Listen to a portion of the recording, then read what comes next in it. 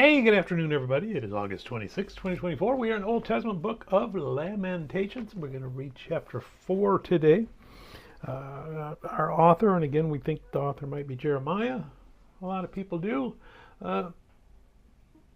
Writing about the exile from a point of the exiles. They've been sent into Babylon in the 560 BC-ish era, 550 I think is when they come back out. Don't hold me to that. But they've gone into exile, and they were thinking, wait a minute, we're God's people. Why are we in exile again? Why we're back in bondage again? We're not supposed to be here. And lots of disappointment and lots of anger and confusion and disillusionment is how we started this, and just kind of fallen into that pit of despair on their part. And we said, you know what? Yeah, that's just a natural thing that people do when we're in that situation. So we can't really fault them for that. But we're seeing what we're supposed to do. Okay, let that run its course. And after you're done looking inside, look towards God. And that's what they started to do last week or yesterday. And we're going to see more of that today, because now, as we're starting to remember, hey, you know what? God's the same yesterday, today, and tomorrow. So if He blessed me yesterday, and I know He's going to bless me tomorrow, even though things, I don't understand why I'm going through this right now, I know God's blessing me. I know God didn't abandon me. I know God still loves me. So you start trying to look at it from God's perspective, and we start to see, oh, okay, yeah, there was some sin involved. That's why God released that punishment there, because it was pretty bad sin. We had kings that were in it for themselves and didn't care about the people. We had prophets that were lying all over the place. We had the priests that weren't interested in trying to help people. The people were chasing after idols. We deserve to be punished.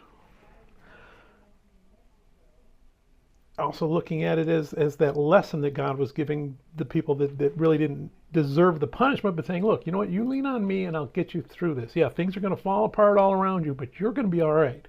You're going to be a remnant.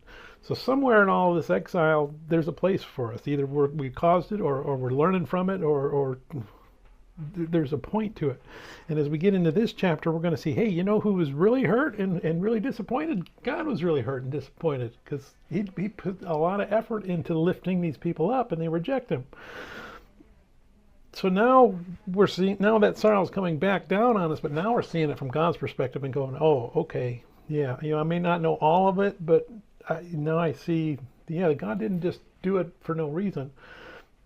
That idea when you get spanked as a kid and your parents tell you, I'm doing this because I love you, and that's a kind of sign of maturity when you get to the point where you can look back and go, oh yeah, now I understand that. Yeah, that they didn't really want to punish me, but they understood if they didn't punish me and let me keep going, I'd be in prison now. So now in our book, we're starting to see the author kind of understand, oh, okay, now that I got rid of my anger and my resentment and my disappointment and my shock, now I can start seeing the sovereignty of God and God's glory and God's love, and saying, yeah, okay, God's going to get me through this. I will make it.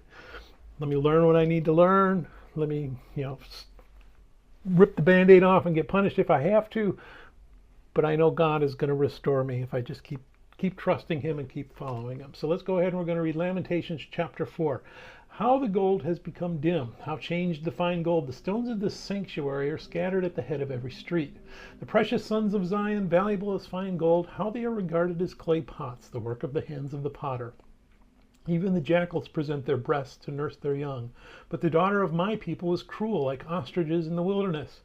The tongue of the infant clings to the roof of its mouth for thirst. The young children ask for bread, but no one breaks it for them. Those who ate delicacies are desolate in the streets. Those who were brought up in scarlet embrace ash heaps. The punishment of the iniquity of the daughter of my people is greater than the punishment of the sin of Sodom, which was overthrown in a moment with no hand to help her.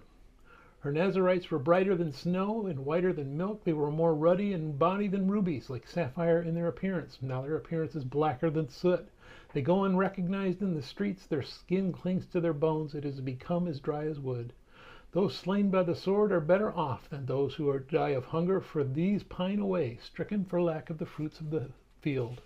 The hands of the compassionate women have cooked their own children. They became food for them in the destruction of the daughter of my temple. The Lord has fulfilled his fury. He has poured out his fierce anger. He kindled a fire in Zion, and it has devoured its foundations. The kings of the earth and all inhabitants of the world would not have believed that the adversary and the enemy could enter the gates of Jerusalem. Because of the sins of her prophets and the iniquities of her priests, who shed in her midst the blood of the just.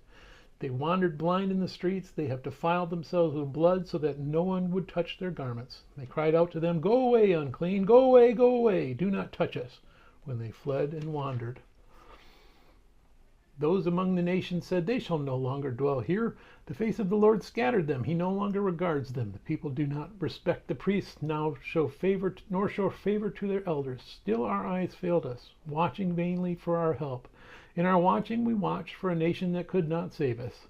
They tracked our steps so that we could not walk in our streets. Our end was near. Our days were over, for our end had come.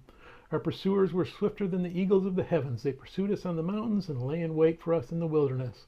The breath of our nostrils, the anointed of the Lord, was caught in their pits, of whom we said, "Under this shadow we shall live among the nations." Rejoice and be glad, O daughter of Edom, you who dwell in the land of Uz. The cup shall also pass over to you, and you shall become drunk and make yourself naked. The punishment of your iniquity is accomplished, O daughter Zion. He will no longer send you into captivity. He will punish your iniquity, O daughter of Edom. He will uncover your sins. May God bless the reading of his word, and may God bless you. Bye.